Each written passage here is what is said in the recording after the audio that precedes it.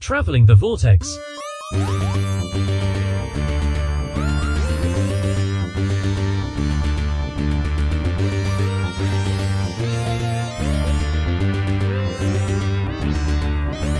We've joined the Doctor as he plays a rousing game of Catch in the Vortex and arrive at episode 574. That's all right then. I'm Keith. I'm Sean. I'm Glenn. That's all right. How are you guys doing? Pretty good. How about you? All right. We've got a few sick people in our house, but not real bad. Robin had COVID, but Ooh. she's recovering. And then Holly's been sick, but we don't think she has COVID. So Gemma got a flu shot on Wednesday, and then came down sick Wednesday night, and was out Wednesday, Thursday. Oh my! And we thought, she's just having a reaction to the shot. Then Liam got sick on Saturday. So it was, maybe not.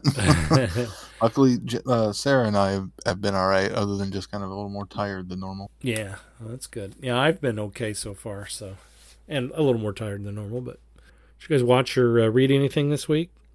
I went to Kansas City and saw my favorite movie of all time on the big screen in 4K, and it was awesome.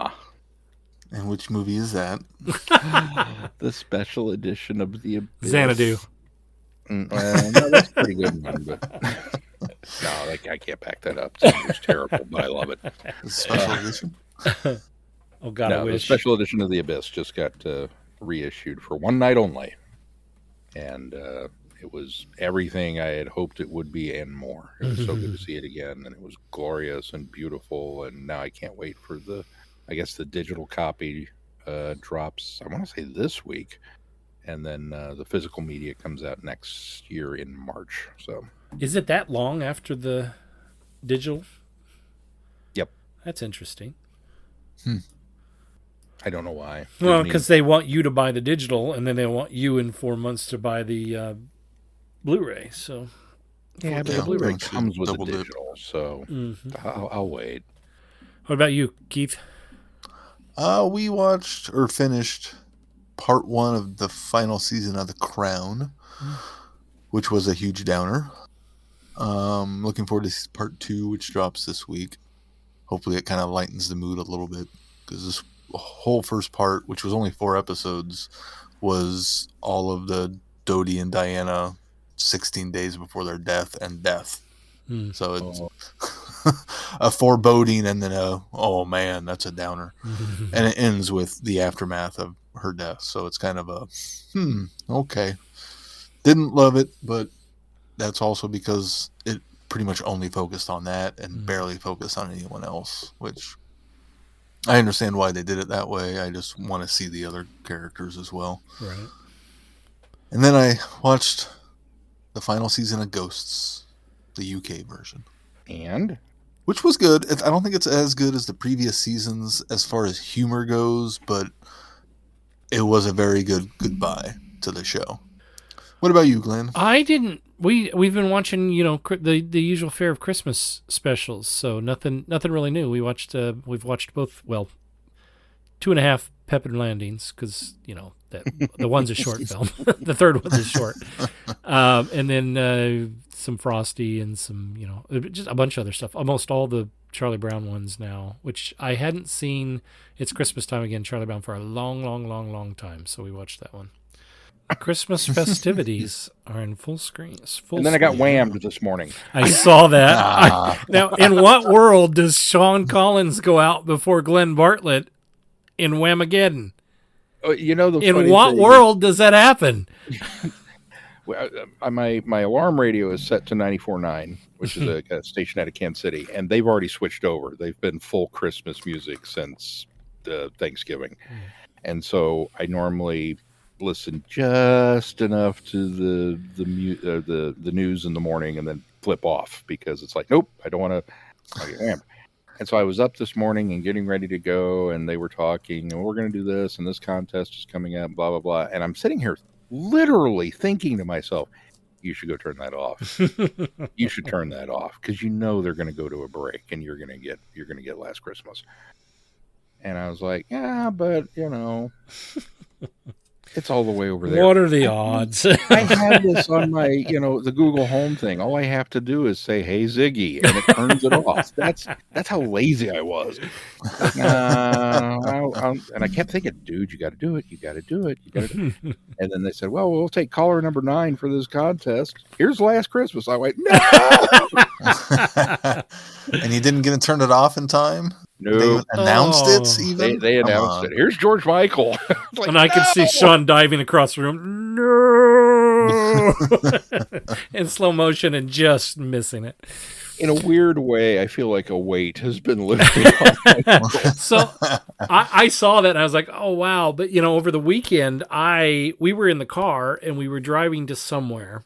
I don't even remember where we were going, but I think we were going to the grocery store.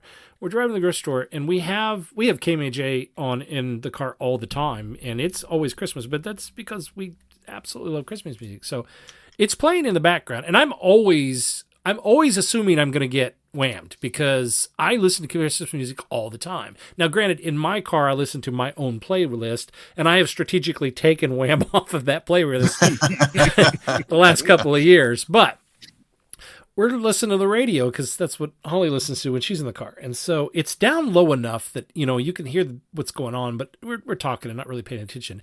And then I hear it. It's Last Christmas. And I'm like, oh no, I think I'm out. And I turned it up and it was, I don't even know who it was. It was somebody else. It was a woman singing it. So I don't know whose version it was. Oh, a cover of it. Yeah, so it was a cover. And so I was like, okay, well, that doesn't count, so I'm still in. And then, okay. I get up this morning and I look at Facebook and I go, oh, Sean's been whammed. Yeah, I said, and I mean, it's one of those things I enjoy playing because it's fun. I like the song. I do too. Animosity about it. So it was kind of like, so once it clicked and I had my no moment, then I just sat there and bebopped to it for another 3 minutes. Well, if I'm going to enjoy it, I might as well enjoy it, Yeah. Hello, fellow time travelers, and welcome to the Doctor Who Target Book Club podcast, the only podcast to discuss, in story order, all the Doctor Who novelizations. My name is Tony Whitt, and every 2 weeks or so, I'm joined by a 2 to 3 person discussion panel, including our so-called expert who's been a Who fan since 1979. That would be me. We also get the views of intermediate, casual, and novice fans who either have never seen the show or who have never read these books until these podcasts, including Dalton Hughes and Alison Fitz-Seyfried. You can find us on iTunes, Stitcher, Spotify, or wherever you find good podcasts, or even ones like ours. You're listening to Traveling the Vortex, a Direction Point podcast.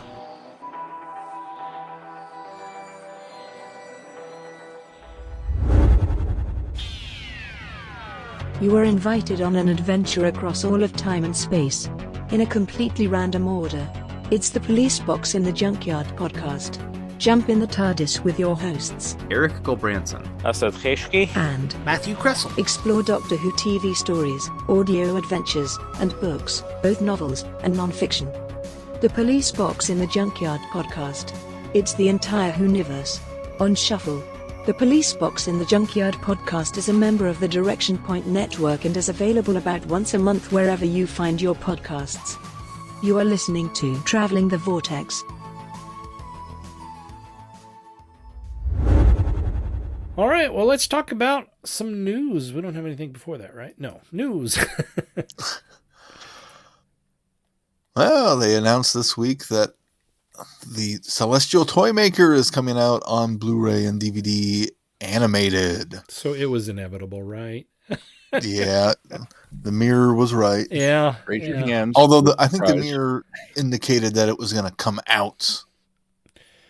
Well, I got to thinking about that, and I did not mean to go back. I meant to go back and check, but I did not. But the more I thought about it, I almost think they framed it in the way that was going to be announced near the specials.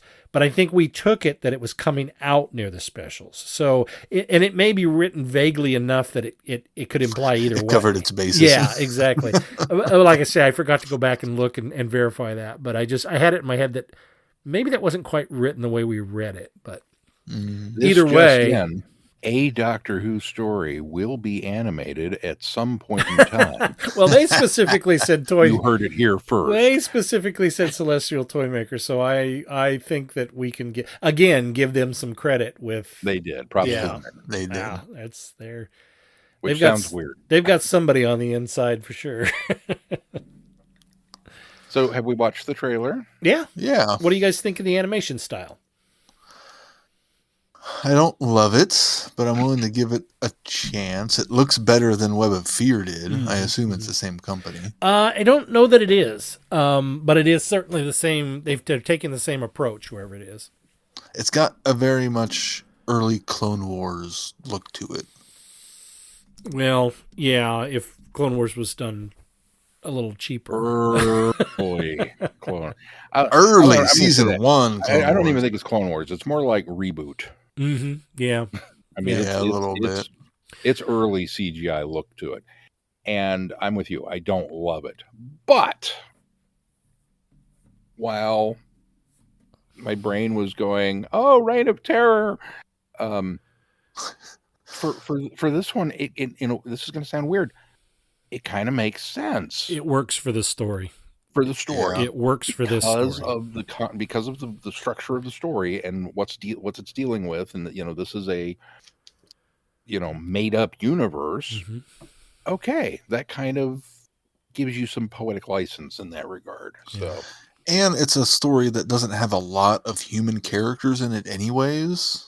Mm-hmm. So I think that's going to help. It's the humans that look kind of weird in it, not everything else about it. So the clowns looking kind of odd and strange, that's kind of fits into it. Right. It's just our main characters and the toy maker are going to be the ones that are going to be giving you the uncanny valley aspect of things. And it makes the robot even more robot-like, I feel. Even more even more toy-like, I mean. Toy-like. Yeah. But the more I look at it, though, the more I like it. The longer I look at it, the more I like it. Because it almost has the same way. It almost has that, yes, Clone Wars early CG animation, but it also has that style over it that's really popular right now too. Yeah. Like across the Spider-Verse and Ninja Turtles. I mean, it's kind of it feels like it's trying to invoke those sort of styles instead of being just a CG animated show. It feels like I don't mean this very disparaging, although I sort of do, but it feels like a low budget version of they're using what money they have to try to emulate that style. And I agree. Yeah. I agree. And I think that's what it is now, more than now that I look at the clips and kind of slow down the video even more. I'm the same way. I when I first saw it, I wasn't sure I loved the animation, and then I'm still I knew not, I didn't love it when I saw it. Well, I there's still animation. Now it's growing on me. There's still animation that I like much better than it, but I didn't even sit back and go, oh, I don't like that. It was just more of a okay. So that's something. But the more that I watched the clips, I thought, God, this really works for this story. So yeah, the more I watched it, the more I liked it. It was kind of like when CGI first started and they would do things that were computer animated and just nothing really looked right. Nothing worked. And then Toy Story came out. Mm. And because it was about toys, everything had that plastic sheen. Mm-hmm. And it was like, oh, okay, this works for this, because they hadn't quite figured out how to do texturing. So it was like the plastic toys looked right in the CGI versus a human character, which does not. And so this kind of reminds me of that, mm-hmm. that because it's the toy maker, that there's that kind of unreal quality to it anyway. We, I think one step closer, we watched just this week, we watched Knick Knack, which is the little Pixar short on the snowman that's in the snow globe. And yeah, I had forgotten how primitive that looked until we went back and watched it. It's still a good short, and it still looks great for when it was made. But yeah, it's very much more in that vein where there isn't a lot of texturing to it. It's much more simple, much more plastic looking. Tin Toy would probably be a good Tin Toy's a good one too. Yeah. Mm-hmm. Oh, now I want to go watch that one. Yeah, no, I'm excited. I'm glad that we're getting it, and obviously we'll get it a little later than UK, but eventually we'll have it. Yeah, you can't even pre-order it. Last I looked. Not yet. So no date at this point. No date. date on For, this. there is one for the point. UK, right? But not. I for don't us. think there is. Let me Well, verify. it's on Amazon. Well, I got spoiled actually, because somebody posted on Amazon before they announced it that, oh look, the Celestial Toy Maker's on Amazon, and I saw it that morning on a tweet, and I was like, oh okay, well I wonder if that's legit. And then Sean pointed out, oh look what they announced. I was like, well, I guess I knew that was coming, I suppose. Amazon has a release date of December 31st, 2024.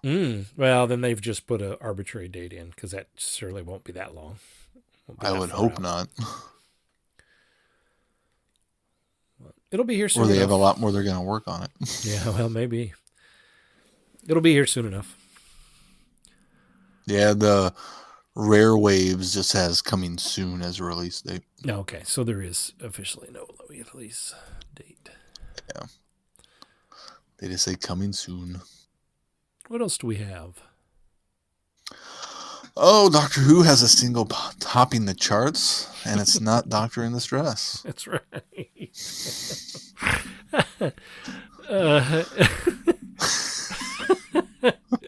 It took them how long to get a single on the charts? Yeah, isn't that funny? So so we should say the Goblin song came out, which is their Christmas single, which is going to be a musical number in the upcoming Doctor Who episode at Christmas with Shooty's first full episode on his own.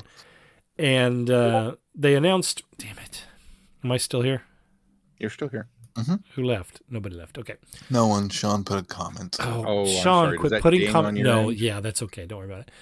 So, so there's the single's coming out, and it came out today. It was released. I just checked, and it is number 1 on the charts in the UK, which is what our goal was, to get it number 1 on the charts in the UK. Now we can stop. That's right. Have you guys had a chance to listen to it? It's a cute little song. Cute. It's For about what it eating is. babies. It's still it's catchy, Yeah, it is catchy. kind of. David Bowie really let himself go in that video. I used that joke on Robin tonight. She thought that was funny.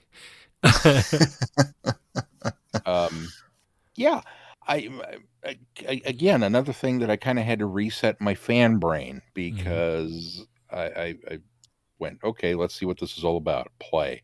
And then it launched into it. And my initial reaction was, like, yeah, I really don't know this is going to work.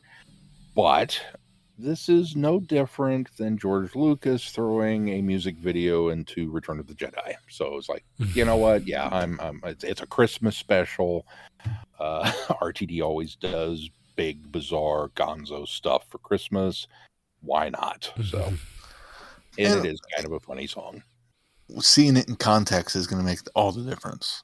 I agree. Yeah. I absolutely. mean, obviously, I don't know and how the much video on context. YouTube Well, obviously shows some, bits other than the song that's going on. So it's clearly what's taken out of the episode. It's definitely out of the episode. There are still some indications from some sources saying that there's more than just this musical number in it as well, though. So It might be a whole musical episode. There's a chance we may have a Buffy thing going on here. And if it's just the goblins singing, I think that's fine. It's becomes weird and kind of a Buffy thing when everyone else starts singing too. You know what, though? The Buffy thing was a Buffy thing, and then everybody was like cool with it. So in any sort of context that they do it, I think that it'll work. The thing is, the Buffy thing put it in the context within their universe. Well, yeah, and just didn't do it to do it. So well, as long as they do something that's like what that, that's my fine. point. The Buffy thing was a Buffy thing until it was a Buffy thing, and then everybody was like, okay, well, that makes sense in context. Because I remember when they announced the Buffy musical episode, it was like, oh, okay, that's dumb. And then it worked, and they made it work. And I think that if this one does the same thing, and like you say, it's not just to be done the way that, just to do it, then yeah. Only got a couple more weeks to wait. That's right. And then we'll know for sure. But we're hoping that it becomes the Christmas #1 single in the UK. It's well on its way now. I say it's at the top of the charts. It's at the top of the iTunes UK charts right now. Let's be clear. Which is probably the most important one, seriously. Well, it does count because that's the #1 site for downloading music at this point. But no, it's a good indicator. Let's put it that way. As much as you don't like as much as you don't like YouTube, Sean, it is iTunes. Legitimately, or iTunes. It legitimately is. No. All right, let's move on. Let's talk about. They went full tilt on promoting Shooty shortly after the episode, and one of the clips they included was Shooty showing off his new sonic screwdriver, which looks very different from any sonic screwdriver that's come before.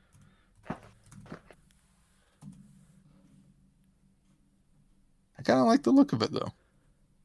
You remember how, like, a classic car has a look to it, and then that one year comes along where they completely redesign it, and everybody goes, well, it doesn't even look like a blah, blah, blah anymore. You know, like Mustangs went through that really ugly phase in the 80s where they didn't even look like Mustangs. I'll take your word for it. I don't know. You don't really? No, I don't remember that. Or they just, you know, they'll do something where they'll kind of reinvent the wheel, but in the process they redesign everything that makes it what it was to begin with. Yeah. No, I get what you mean. I just didn't know that specific one reference. Oh yeah, 80s Mustangs are ugly. I like all the models of the Mustangs. But go ahead. We're not going to get off on that. You like the classic ones. Trust me. You like. I prefer the classic even ones. Like the new ones that they released in I don't know when was it, 2000 something, that were pretty sharp looking. But the 80s, ugly. Anyway, I kind of getting that vibe off of it, like because it looks like a lady razor. In a way, you know, it's rounded and it's a much bulkier piece of equipment, almost like a Star Trek tricorder. I mean, like a next gen tricorder, not like an original. Yeah. But it's all looks like a novelty sound effects device, is what it looks like. Yeah, I mean, there's not a right angle on it. It's all rounds and it's ergonomic. Yeah, that's what it is. It looks like an ergonomic mouse with the trackball. Yeah, it kind of looks like that. I don't know. It just doesn't look like a screwdriver anymore. No. But here's the thing. Here's why I'm okay with it. Is we've complained for how long that it's no longer just a. So they've redesigned it to be a multi-tool, which has a screwdriver attachment to it. I mean, it's now at least embracing the fact that it does more than just unscrew things sonically. Okay.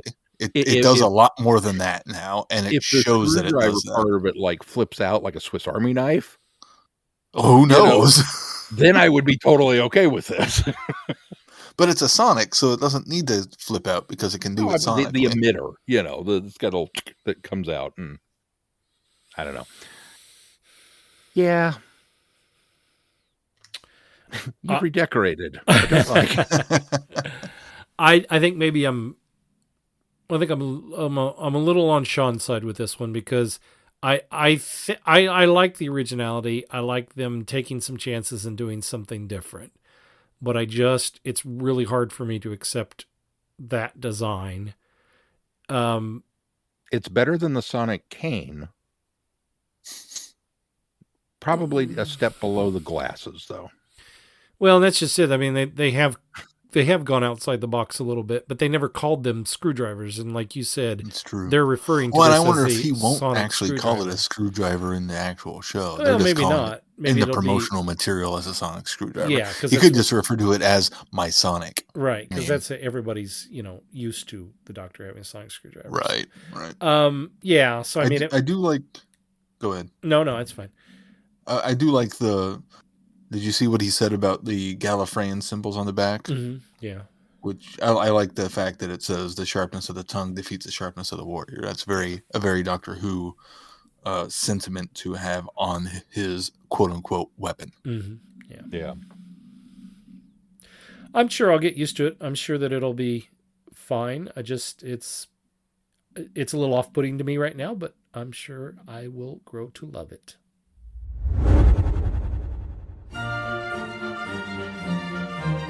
We are going on a journey, a very long journey, through the world of the Target novelizations in publication order. Every week, we are looking at a new book, talking about Terrence Dicks, Malcolm Hulke, and all our Doctor Who novelization friends. Whatever you do, keep turning the pages. This is Jason Miller of the Doctor Who Literature Podcast, a member of the Direction Point Podcast Network, and you are listening to Traveling the Vortex, a Direction Point podcast. They all say, who is Doctor Who? This is Tim Trelaw. This is David J. Howe. I'm Peter Purvis. I am Sadie Miller. This is Lauren Cornelius. Larry, it's Fraser. For all things in the Doctor Who collecting world and beyond, the Doctor Who Collectors Podcast. I'm Larry Van Mersbergen, your host, and I've been collecting for 42 years. You're listening to Traveling the Vortex on the Direction Point Podcast Network. Hi, I'm Rupert Booth. I am known as Paul Ferry. And my name is Barry Williams. Together, we host Time Ram. Time Ram's a cruel mistress. It's a random number generator. That also. We roll a number from 1 to 13, and that's our Doctor. Then 1 to 300 for the story, and then we ram them together. Even if it doesn't make sense. Cruel, I tell you. Time Ram, putting the wrong Doctors in the wrong stories, so you don't have to. You're listening to Traveling the Vortex. All right, let's move on to our review. The Giggle. The Doctor is powerless as the terrifying Toymaker holds the human race in his grasp. That's it, huh? That's what Disney Plus says. All right, That Sean. was the whole shebang, huh? They don't want to give too much away. Okay. We got to quit using the Disney Plus synopsis. Well, I'll go to TARDIS Wiki and it'll give me an hour and a half to describe it. No. Don't go there. That'll be way too much. We need to find a middle ground, and that's not it. Too much. Let me sum up. I'm going to give it a mostly bump because I liked probably 90% of it. I give it a big resounding bump. I've seen it twice, and I loved it the first time, and then I let it set for a little while and wondered if I loved it still as much, and I went back and watched it again and said, yep, I loved it just as much. I liked it a lot too. I have not gone back and rewatched it, but I'm itching to do so. I wanted a little bit more out of it. I felt like there could have been more depth. There was a lot of great story points and metaphors that they could have touched on and delved deeper into. I thought that's a kind of a missed opportunity on it, but being a big 60th extravaganza final special, I kind of can let that go. Neil Patrick Harris as a Toymaker I thought was absolutely fantastic. Mm-hmm. But it felt like we resolved the Toymaker a little too soon. I wanted more of that because of those things I just said about, having additional depth that could be there. There's a lot more meat to what the Toymaker was doing than we really got. And then just the performance was just so over the top and fantastic that it was great. Yeah, I agree. I think this is one that kind of begged for another 20 to 30 minutes. Just to kind of help flesh out some of the big ideas, specifically in regards to the Toymaker. But I liked the fact that the plot had this, kind of parallel track with what's happening now. And, in the real world, as it were. I guess I wasn't bothered so much. I absolutely loved Neil Patrick Harris in this, and I was just completely eating up the every time he was on it. I absolutely loved it. It was wonderful. It was so much fun watching him.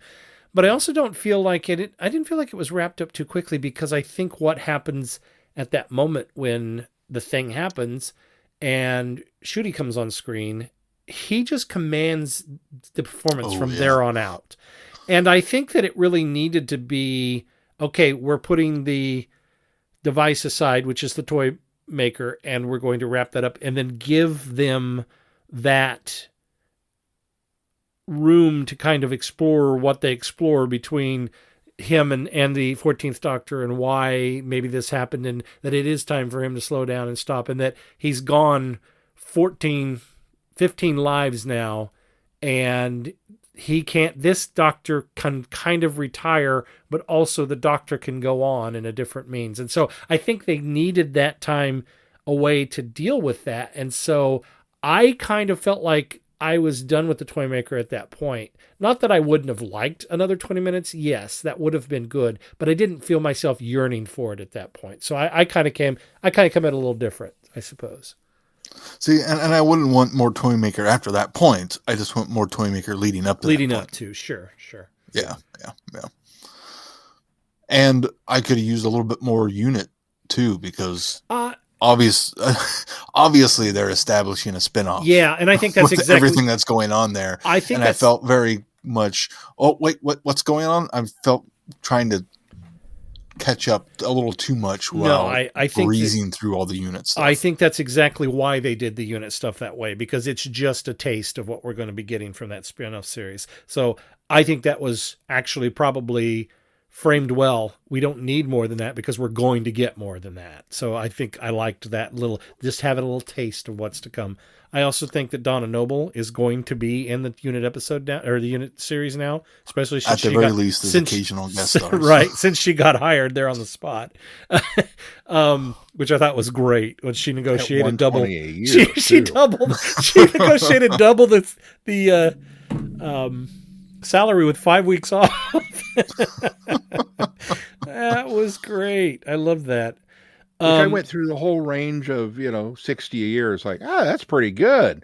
And then Donna said 120 with 5 weeks off. Done. And I went, yeah, that's even better. That's like hazard pay. Working for a unit, you need it. Man, I'd have settled for 60. What a dummy. I think there were a lot of people really wanting to know about the Vlinks, and I think that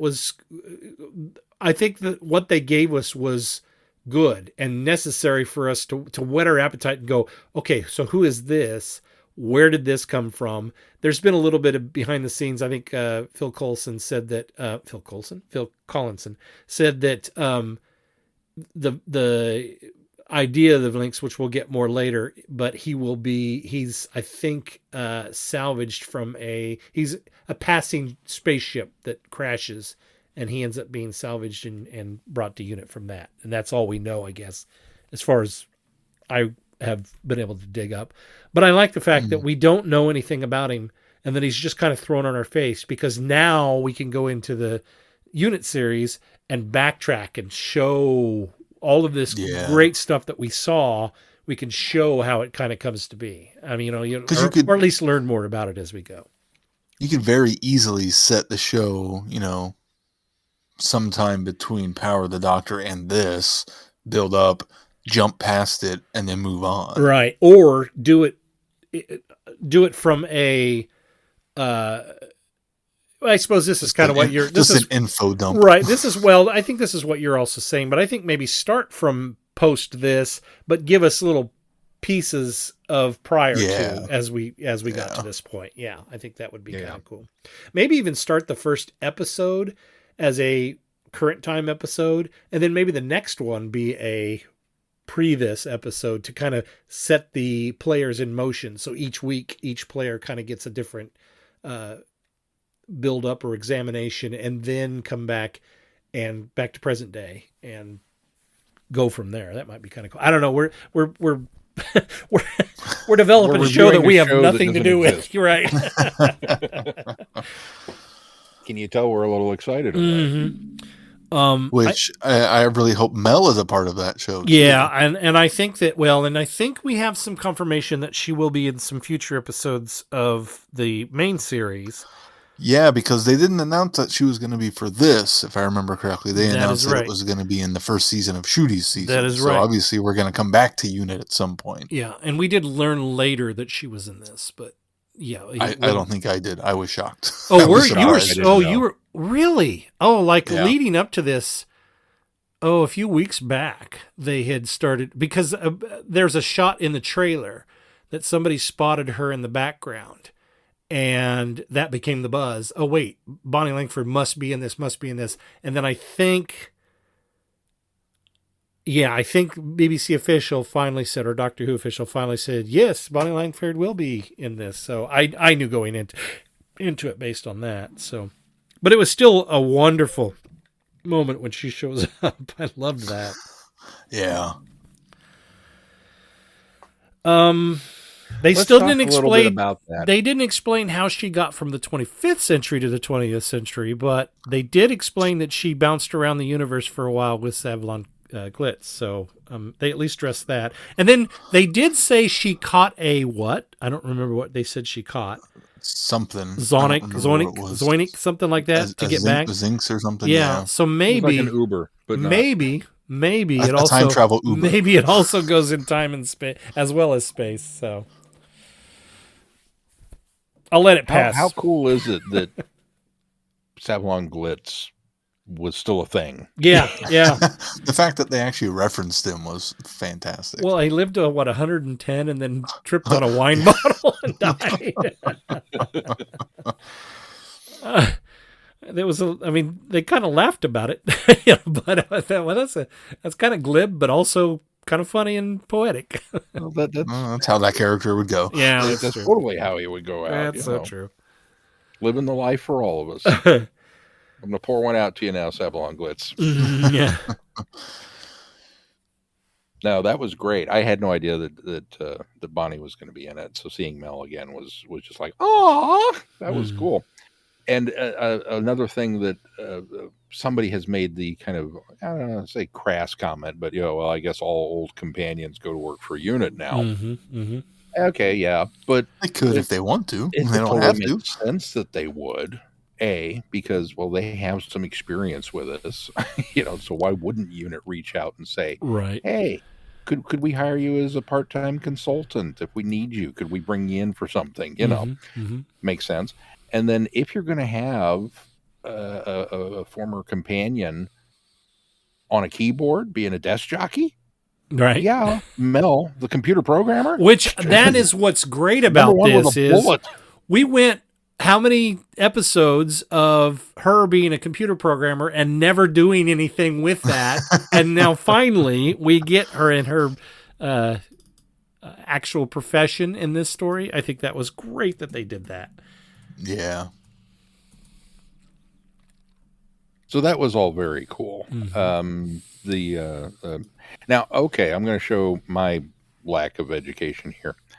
Is this the guy that really invented television? Yes. Mm-hmm. And the name of that and the doll is doll the same was too. What was it, Stooky Bill?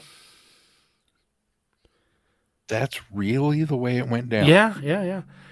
Television was invented in the UK by the Scottish. I don't remember the guy's name, but yeah, it was actually invented by him, and it was almost exactly. Yeah, in fact, I think they had two different ventriloquist dummy heads that they used, Stooky Bill, and then there was another one. But yeah, that's how it really went down.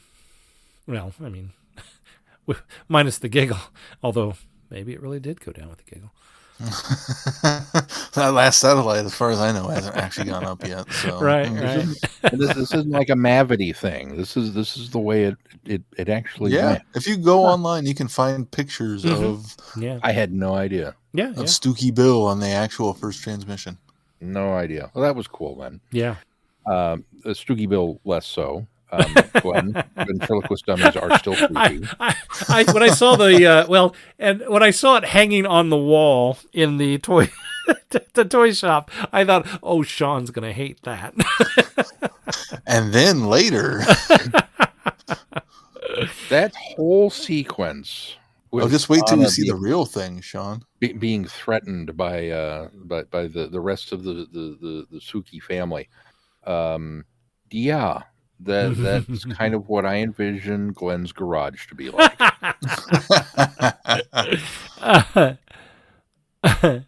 Which is why I frequently leave your presents at the wrong house, because I don't want to go near it. You don't want to come anywhere close.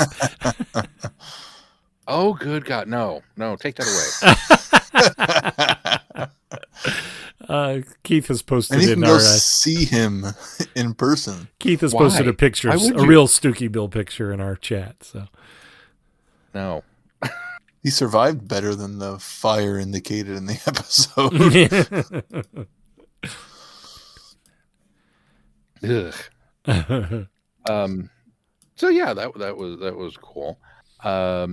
As the aforementioned Neil Patrick Harris was great. Did anybody else get a Big Finish vibe off of the shop?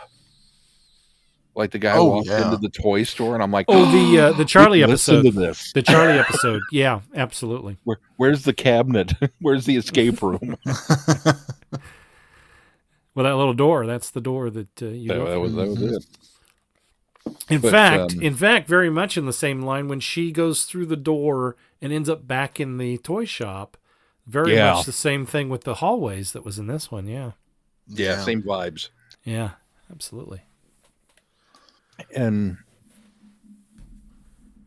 I wasn't sure Neil Patrick Harris's German accent was going to work for me. And then the customer calls him out on it. Your accent's kind of slipping. Mm-hmm. And then later he uses a French accent. And then later he uses an English accent. And I'm like, okay, yeah, that's just part of it. And then even an American accent. And then an American, well, yes. I think he was putting a British twinge to it, but yeah, it was more American than anything. Well, and I guess that's okay. What is it? Then that's all right. Then that's supposed to be the American. It certainly was. He was so good. Mm. So very good. It panged me. Well, I'll get into that. Let me stay with the good stuff now. Okay, so we're working our way through. We got up to Soho, and a very cool quick jaunt back. That was a nifty way of using this to. When did this happen? Okay. And then he goes to take care of it. It's like, yes. Proper use of time travel in a Doctor Who story. Mm-hmm. Yay. So we come back to unit. And another thing that I've seen some people complain about online is, oh, we always get this big epic moment of the TARDIS being picked up by a helicopter and flown in somewhere and blah, blah, blah. And it's like, it's happened twice. Okay. But you know what? At least this time he got to ride in the actual helicopter instead of hanging off the bottom of the TARDIS. At least they checked to make sure he was not in the TARDIS this time when they picked it up. How many times, how many episodes did Unit bring the TARDIS to the Doctor on the back of a truck back in the Pertwee days? This is not new. This has just been expedited. We're just upgrading it. It's just everything's got to advance, and this is the new way we do things. It makes sense to pick it up with a helicopter, especially when you got to go long distances like they were. Yeah, who wants to get caught in traffic? Just fly there. I loved the Doctor's gentle barb about, I remember how much time and effort your father spent keeping this place a secret. Did anybody think, when the way she was walking up to him, did anybody expect her to slap him the way she was coming at him? Yeah. That's what I expected. I did not expect the hug. That was crazy. Yeah. I was here. Boom, boom, boom, boom, boom, boom, boom. Here it comes. And hug. Yep. And then, as Sean pointed out, credit where credit's due. That one wasn't mine. I just happened to forward it on because I didn't think of it. I was like, oh yeah, the official canonicization of downtime. Yeah, because Kate mentions Yetis, fighting Yetis.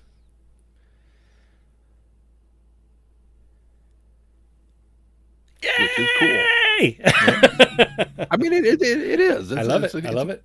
It's a one step closer to the tapestry of the Who fabric being one woven thing. together. Yeah, Mm-hmm. it's becoming more of a quilt now. So that was all great. The toy maker's entrance.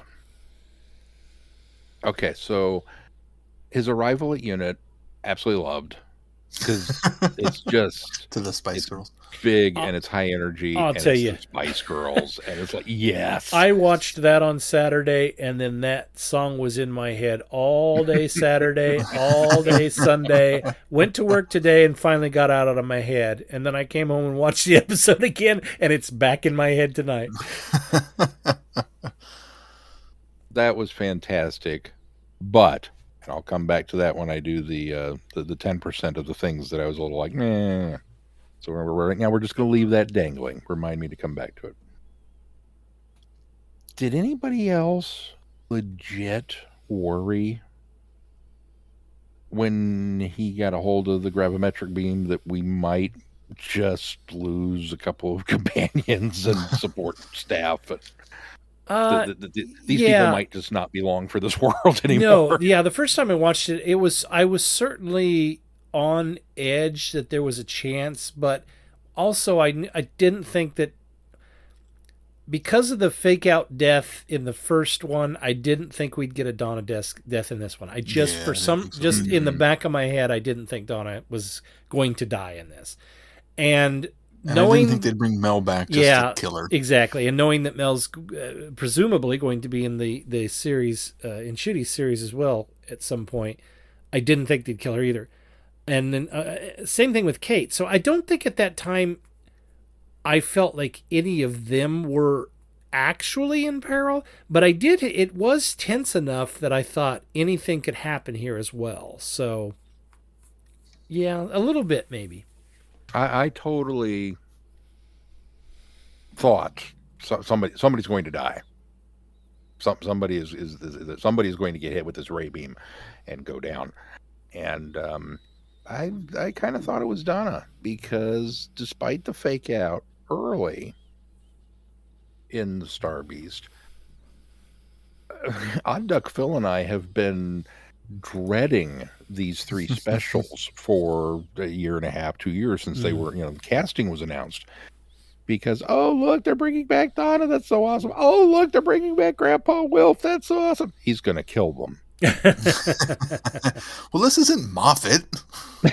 Yeah, it's worse. It's RTT. No, it's not in it. Well, if you think about it, compare the eras. There were more deaths than bring them back in some weird way, but in Moffat's era than there were in RTD's era. So as he goes to great pains to point out in this story. Yeah, right. Talk about that. How gut punch heartbreaking was that to see that one after another, and kind of be reminded of, oh yeah, we did go through a spell there where companions went down left, right, and center. That was another thing. But then I also thought to myself, well, but then Ryan and Graham and Yaz were just fine. No, so but that's just it. And there were a lot of over to the Flux. Right. Well, there were a lot of people hollering online, going, "Oh, well, they just skipped right over Ryan and Yaz." They got endings. Yeah, because they got to go home. That doesn't prove his point. Right. Exactly. So there was no way he's going to use them as an example. The Flux, on the other hand, wiped out half the universe, so it was going to be one of his examples.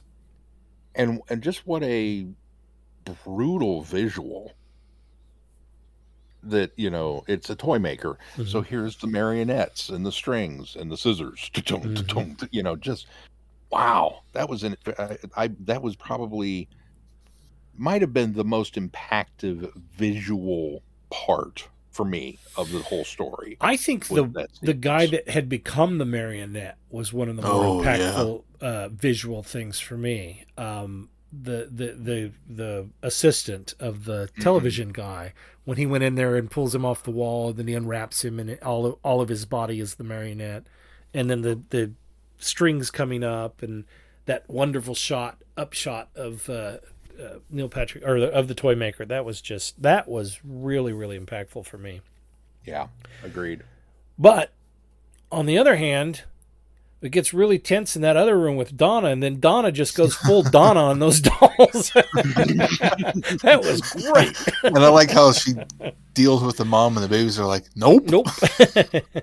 And just runs away. Anybody else? Nope. And I'll be honest, I was a little torn because it was like, do I feel any remorse over that? No, I don't. Yeah, and Donna didn't either. No. Let me tell you my tale of woe. No, not interested. Not having this. So, and then in true writer's fashion, if we have a gun, it must be fired by the end of the story. Here comes the death I was so worried about. Not who I thought. And not a death like you thought. And zap, and I was like, oh, okay, this is how it's going to happen. I'm okay with that, And they go and they hold his hands, and I'm all starting to get a little verklempt, but excited at the same moment. Yeah. And then, what? The regeneration energy goes away. I'm going to put a pin in that and come back to that. Feels different this time. Feels different this time. I want to talk about Shudigatwa. Mm-hmm. Oh, man. Just a commanding presence as soon as he came on the screen. As soon as he came on. And immediately again, fell in love with him. Yes, one of the rarities where it didn't take me any time at all to get, I'm going to have to warm up to him. No, just from the get-go, I'm on board. I cannot wait for more. He's got such a presence to him and such a calmness where, David Tennant's energy is so high and everyone's after him.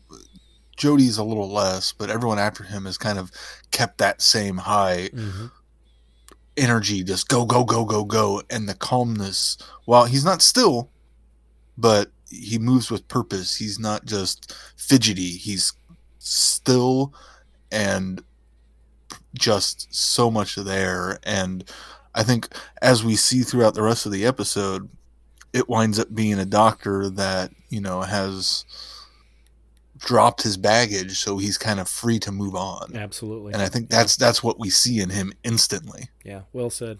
Agreed. And he's got this is kind of a weird juxtaposition, but the calm vibe that he exudes is also paired with this Matt Smith like innocence and enthusiasm. Well, and wonder. Yeah. Sense of wonder.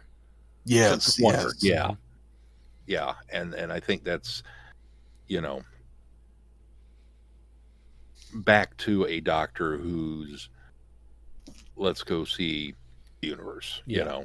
And so let's go see the wonders of the universe. It's not let's go fix the universe because it's my job. It's I want to go explore. Yeah. And I'm going to get just a little bit ahead of myself here, but in the Next Time trailer, I don't know if you guys have seen it, very much still that vibe from him, which I think is cool.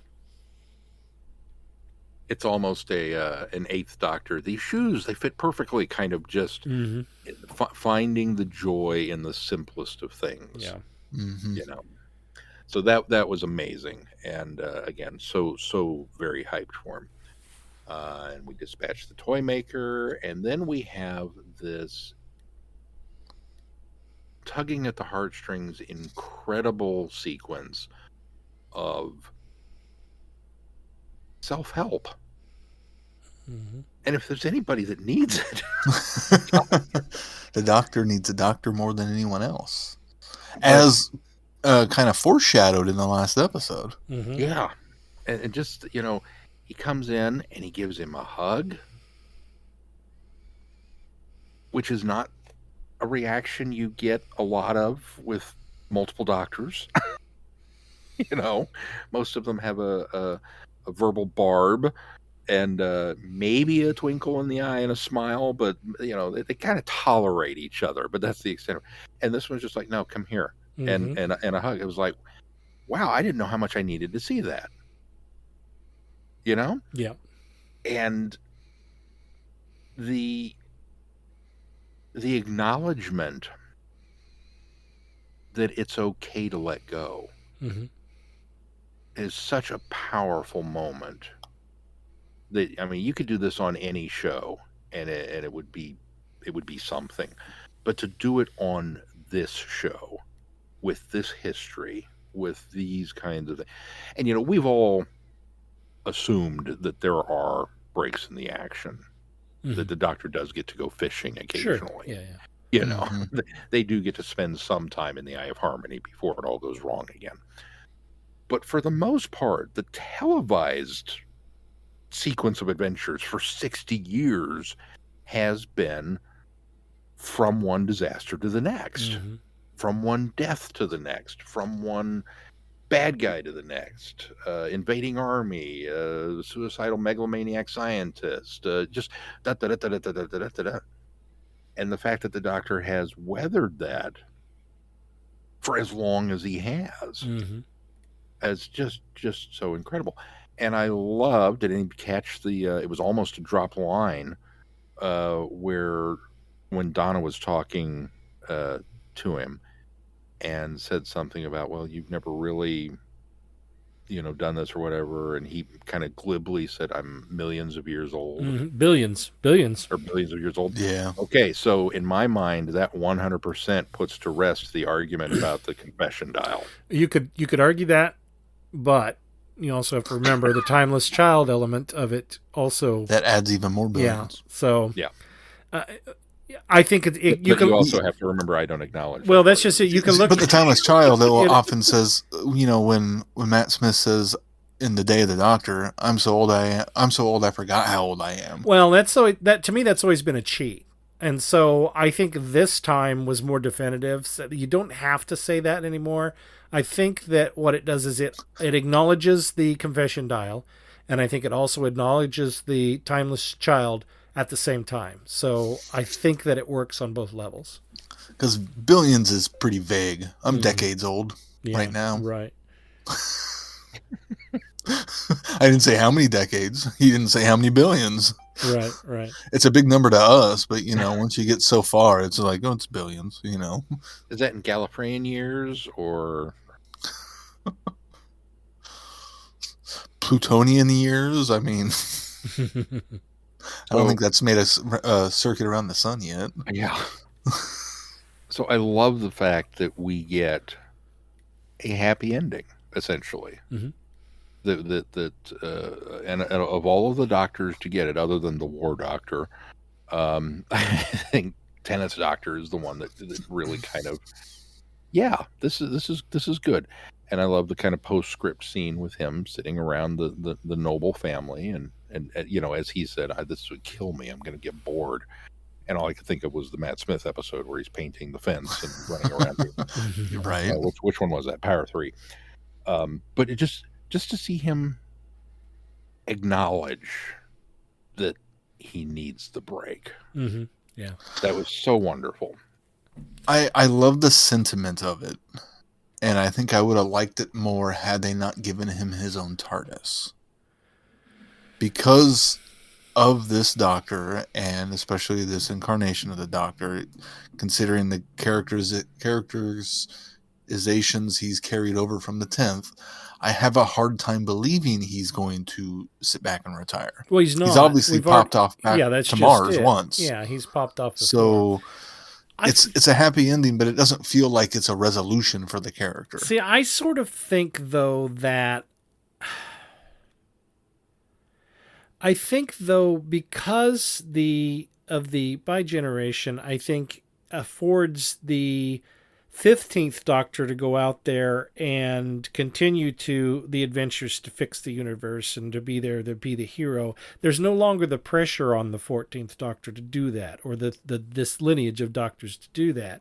And so I think that the TARDIS doesn't become a have to go fix the universe tool. Gets to go explore the universe and look at the things, and maybe not run from one disaster to another, but run to one wonder, from one wonder to another. And so I think that on a level it does work, because he absolutely would have gotten bored. There's no way that someone's going to live that long is going to be that, going to be able to sit and just retire, because everybody around him is still going to get old.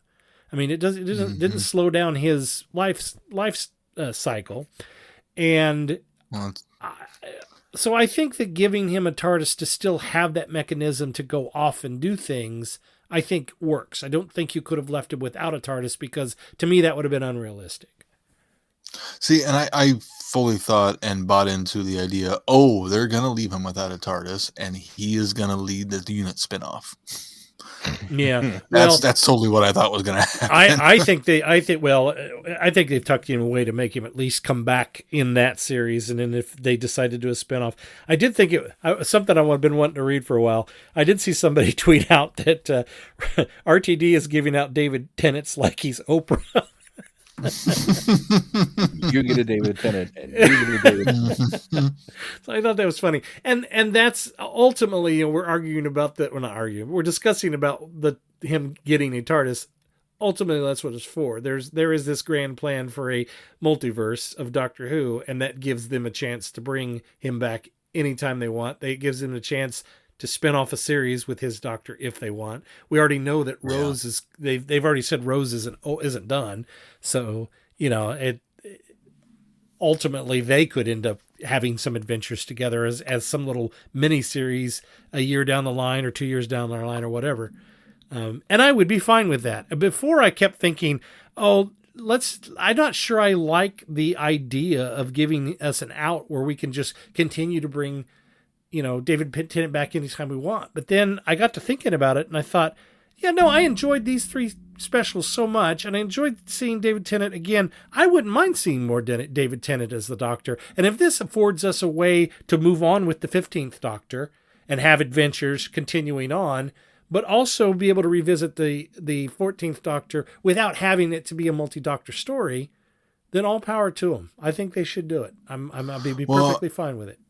I think that segues perfectly into what Davies has been saying in the additional media, and not just Doctor Who Unleashed, but he talks about it in the official podcast and more details in the commentary track, unfortunately only available on the BBC iPlayer, that the idea of this bi-generation, every version of the Doctor bi-generated. It caused the ripple effect backwards so that there is Sylvester McCoy's Doctor out there still as the Doctor, but aged. Mm-hmm. And that's how Tales of the TARDIS kind of fits continuity-wise also, as those Doctors are actually the Doctor, but have bi-generated and continue to live their lives. So I think they definitely set up, if he follows through with it, he's definitely set up a way to let any Doctor come in, regardless of their age or anything else, and play their role in any sort of spin-off or guest spot that they want. And that's where we're probably getting away from some of the things Sean wanted to talk about, but that was one of the things that when I heard that, I thought it was vague enough that he didn't definitively say it, but he implied that, and I agree that's what he meant. But I think unless it's defined a little better, it'll be harder for me to wrap my head or accept it, because it's almost like there was some metaphysical, when those guys pulled each other apart, you created this multiverse of Doctors, which I think is okay, but how? We don't see it happen. What are the practicalities of right, this? and there's no explanation of the physics or the reality of that. Right now, it's just an abstract idea. And so I think if they can figure out a way to present it so it's not so abstract, then I'm probably okay with it. But at this point, it doesn't set well yet. Not that I don't like the idea, but I need a little bit of more of a bridge as to how that works, because I didn't see it work. Right. He's saying all of this in the unofficial canon aspect of, here's what I'm intending. This is what my thought process is of kind of justifying the bi-generation. And until it gets explained further in the show proper, it's hard to really understand how it's going to work. Right. Because I assume then that they bi-generate and the Doctor continues, has his memories, but then the ones that are left behind can't regenerate again. They're basically human. But that's not clear enough. We don't know that's true or not. Yeah, and see, I didn't take that away. Here's my thing is initially when that happened, with the bigeneration happened, my thought was, okay, well, this is interesting because yes, Ncuti Gatwa is the 15th Doctor, but can the 14th Doctor regenerate again?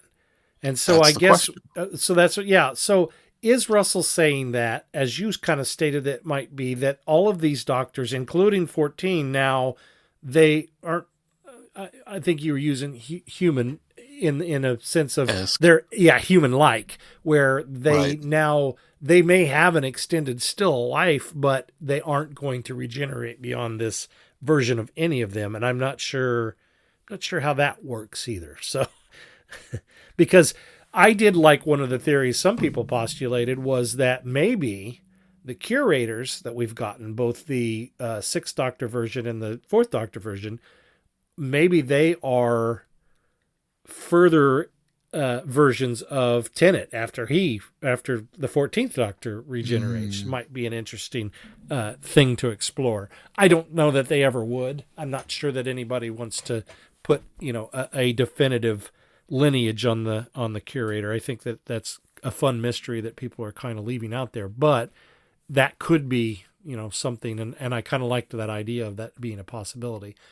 I don't know. The nice thing about this is there's already almost 2 seasons of Doctor Who available that we have yet to see, and there's a lot that's going to be explored, and it is RTD's sandbox now. He's the one playing in it. He's the one that's going to be formulating and molding the series from here on out. So we'll just have to see what he does beyond this. But right now, I'm not disappointed with how it's happened.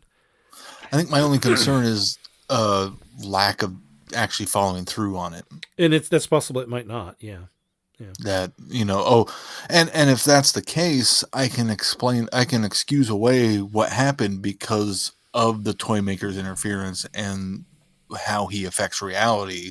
Oh, well, that caused it to happen this one time, and it basically caused a non-regenerating version of 14 to continue and 15 to go on and go about his merry way. Well, that's a good point. But Because if they don't revisit it, it's not it's not the end of the world. But that is a good point, that the Toymaker was in this universe at the time that it happened. So I suppose that could what happened reverberated out within the universe based on the ability of the Toymaker. So perhaps that's where the seed for this was laid.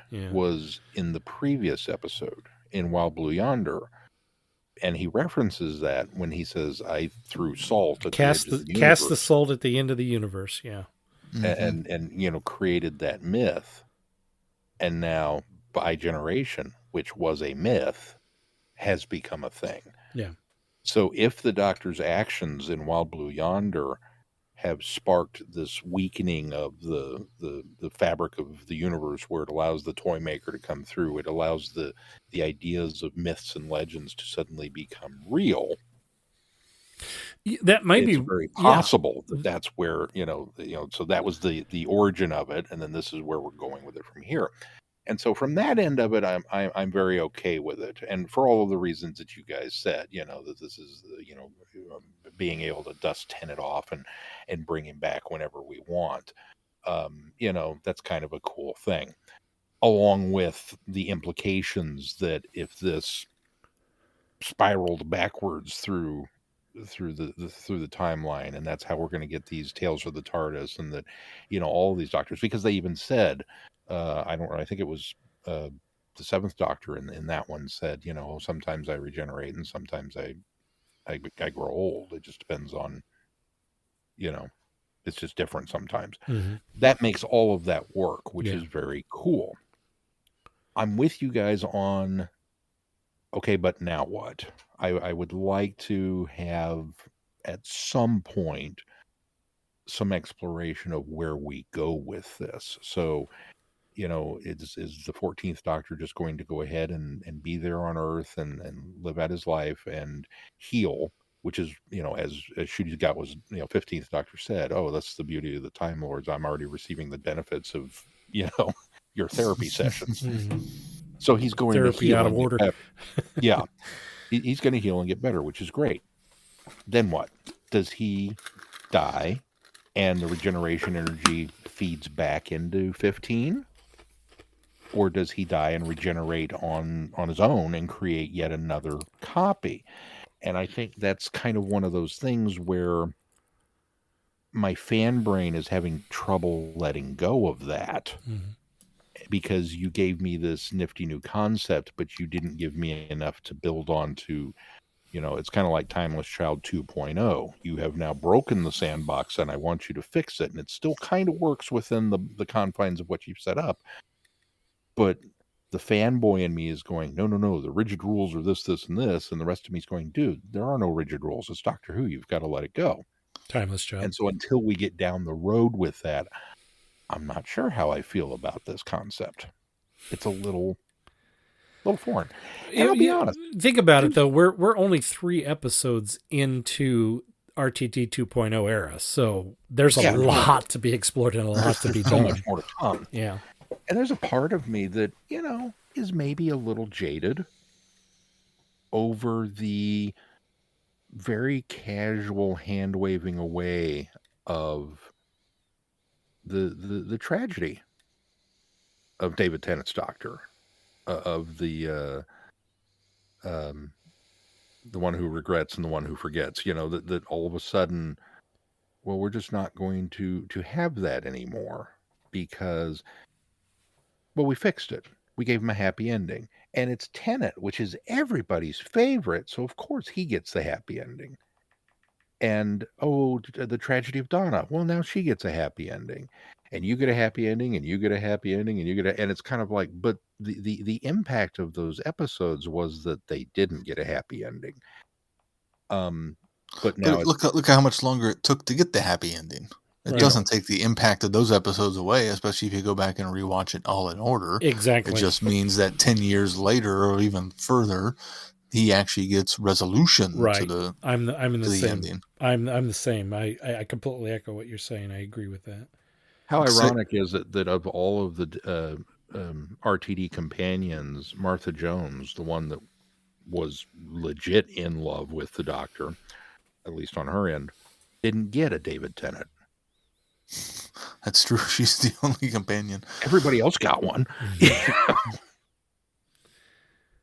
So yeah, it's just one of those. I was like, I'm gonna shelve it because I feel like I need more. And this is kind of one of those things that now that it's done, now that the genie's out of the bottle, we may never go back and explain it. Yeah. Ever. Well, and that's where a thing of hand waving and retconning of, well, it's a toy maker's meddling is where your answer solves. And I think they did do, as far as the trauma stuff goes, I think they did a good job in their conversations showing that it was more than just the 10th Doctor's trauma that we were dealing with, going all the way back to Mavic Chen. Right. I mean, I thought they did a really good job of showing this guy has lived a very, very long life. And there's been a lot that he's had to deal with that he needs to resolve. Yeah. Russell very early on shied away from doing too much with the classic lore because he didn't want to turn off new viewers. And so now we're finally getting a moment where he can include all of this stuff that I think he's been chomping at the bit to do for so many years, and at least make mention and acknowledge. And so this episode especially does that. I love the fact that Ncuti's got a jukebox in his turn. That's such a very... I wonder if Tennant will get a chair. And it's wheelchair accessible. Mm-hmm. I love the wheelchair accessible. Which means, is it Susie? What's the Shirley. Shirley. Now that Shirley will probably have a few trips with Ncuti. No more weird edits around K9. Yeah, now K9 can get in. That's the whole reason he did it. Let's be honest. So yeah, all of that was absolutely fantastic. I feel like, in a way, this is where the negatives start to come in just a little bit. In a way, I feel like Russell borrowed from himself. That great sequence of the toy maker singing and dancing his way through unit headquarters felt very, oh, it's the master and the scissors. Mm-hmm. You know, that he's that kind of villain, and we've had this before. I'm okay with it because I enjoyed it, but at the same time, it's like, well, that's the thing. The surviving David Tennant, you know, feels a little bit of a replay. And what was the thing earlier that I said I was going to come back to? It was during the By Generation. It was before that. It was earlier. earlier. It was before so that. It was between the. It would have been between the dance off, or not dance off, the dance scene with To the Spice Girls and the By Generation. There was a moment in there. What was it? That wasn't one you told us to remind you about, though. No, it wasn't? No. Well, that's a good thing because you didn't remind me. Well, yeah. I just said the two things that I remembered that you told me to remind you. But there was another one in there. You're right. You just didn't say remind me, so I didn't commit it to memory. Yeah. Anyway. Yeah. It feels very much like an episode that I think maybe it goes back to why I wanted another 20 minutes of it, because there was so much build up and potential. Yeah. For here's these earth shattering ideas, and then ta-da, we'll deal with it later. But yeah, which because is very Doctor Who. Because yeah, that's just it. It is very Doctor Who. Let's deal with it later, and it gives. I mean, again, this is 3 episodes into RTD 2.0, so we've got a lot to do.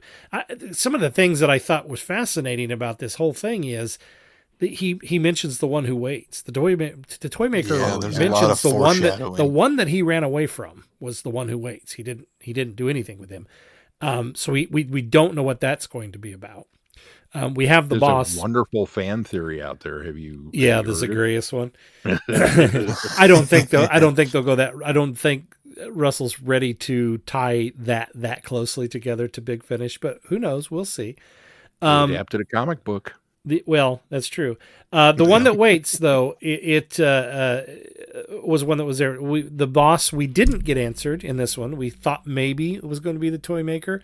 It was not ever said that the boss for the Meep was the toy maker, so that's still lingering out there. The toy master mentions that My Legion is coming, so there's going to be more there. The tooth with the master inside was picked up at the end, very Flash Gordon style, and somebody else pointed out very much in the same vein of the end of Last of the Time Lords, where that's true. Lucy picks up the not Lucy, and it was looked like a woman's hand Lucy too, Saxon. at least red. So I think that somebody's onto something that I've been trying to decide whether to bring this up because it might be a little spoilery, but somebody pointed out if you look at Kate's hand, she has the exact same nail polish on. Exact same color. I kind of wondered after seeing it if that was Unit's going to scoop that up and secure it away into the Black Archive. And would anybody else? Somebody would have noticed anybody else on that wasn't already there, on that helipad that wasn't already there. So there's a good chance that that's maybe being tucked away for a Unit story, or maybe she's being influenced in some way, which is possible. She's the reason why the Master maybe will come back. Who knows? But that's still out there. I did love the reason for Shooty's Doctor to come back to Unit in his seasons. Yeah, that's true. I was relieved that they revisited, or they closed the Cast the Salt at the End of the Universe point. And what was my other one? The Meep's boss. Why did I write down 14? Oh, and then what happens to the 14th Doctor after this? So Which I think that's what it was, is now that we've got the 14th Doctor there, while I'm all for some more David Tennant adventures occasionally, that to me now creates the class problem, where class comes out and we've got this group of characters and we're going to put them through their paces and give them these really hard I know what I was going to say. challenges. And so we get a unit show and it's like, okay, great, we're going to go do the thing. You have the Doctor living down the road. So that, I'm glad you said that, Sean, because that reminded me of one of my other points as to why it was important to give to give 14th a TARDIS, because it does take him out of conveniently. It does take him out of the picture. He can conveniently be gone when there's a major threat that unit is having to deal with on their own. I thought of that earlier, and then it went out of my mind when we were talking about it. But that was exactly one of the other reasons why I think it was good to give 14 a TARDIS of his own, from a storytelling standpoint, anyway. Yeah, because as I said, if the Doctor lives next door, well, now what? Because you don't want to go to him for every single problem, but you could. And so whenever the stakes get raised to a point where it's like, oh, wow, this looks bleak, and then David Tennant swoops in to save the day, it's kind of like, he becomes this deus ex machina. And so I'm a little leery of that. I hadn't thought about the fact that the TARDIS means he could be unavailable, which is good. Because that's what we're concerned about with class, is that if Capaldi was going to show up every time they got into too much trouble, well, then how good is this show really going to be? Right. So that's kind of another thing that's lurking out there now. And I don't know that this is the weird thing about this is Russell can say that this is all set up for this multiverse and that, okay, there we've unlocked the secret to it, but I don't know that it was necessary, just from the standpoint that it's Doctor Who, it's time travel, it's you kind of already have everything at your disposal that you needed for this. Yeah, I think the idea is now, for at least bringing in prior Doctors, you don't have to come up with an excuse of why they look older. Mm-hmm. Yeah, but we haven't done that to begin with. Well, they've tried to give us one-off lines every once in a while. I mean, look at Time Crash. They give some lines about stuff, and exactly. they even tried to do something in Power of the Doctor to explain why the holograms looked older and different. It just is. How did the Master come back after being burned alive? I don't know. He just does. I've kind of moved beyond the need for that stuff, which is weird that I'm the one going, well, how does this work? Right. I don't know. No, so, I like I said, I love 90% of it. Yeah. Just real quick. Well, let's quickly wrap it up because we're going a bit long. If we were a show that ranked episodes of these 3 episodes, how would you rank them? I think I would go Wild Blue Yonder, Giggle, Star Beast. Okay. Sean, what about you? I know I'm putting you guys on the spot here, but Wild Blue Yonder, Star Beast, Giggle, but not by much. That's interesting because mine is the Giggle, Wild Blue Yonder, and then Star Beast. As much as I like the Meep, so first, second, third, yeah. They're all very, very close. They all are very such close. A stellar 3 episodes. Yeah, you're absolutely right. And I reserve the right to change my my ranking after a second viewing. Right.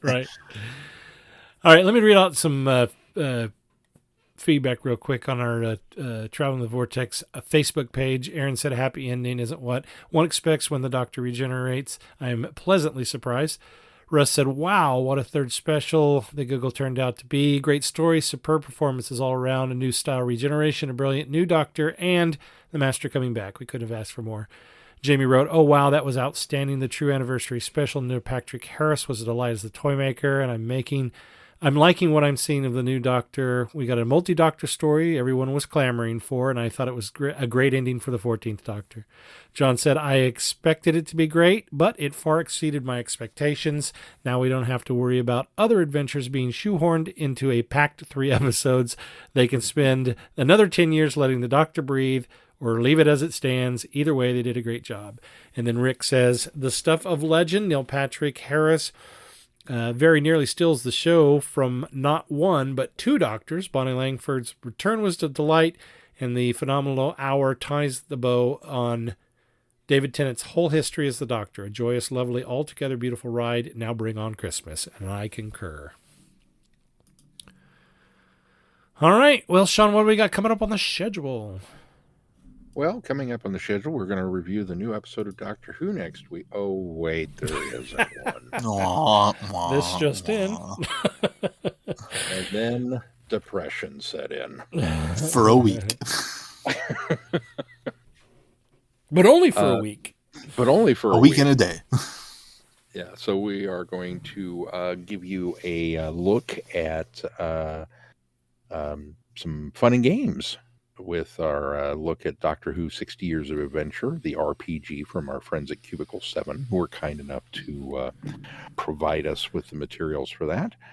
And then we get Christmas. Yay! The Church on Rose Lane and the first episode of Shootigatwa proper. And the Goblin Song, which is ranked number 1 on some broken music service nobody's ever heard of or uses. But maybe it'll do better, on the Billboard charts by the time Christmas rolls around. Maybe. So that's something to look forward to. They don't have Billboard there. All right. You can find us on our website, travelingthevortex.com. If you get any value out of this podcast, why not consider putting some value back into it? You can do that, becoming a Patreon, and click on that Patreon link and support us there. And also, please consider giving us a 5-star review wherever you subscribe to this podcast. It helps bump us up in ratings and recommendations. Anything else we need to touch on before we close this program? If not, until next time, I'm Glenn. I'm Sean. I'm Keith. Cheers. Good night, everybody. Be seeing you. Thanks for listening. You have been listening to Traveling the Vortex. Doctor Who and all of its associated programs are owned and trademarked by the BBC. No infringement is intended or implied.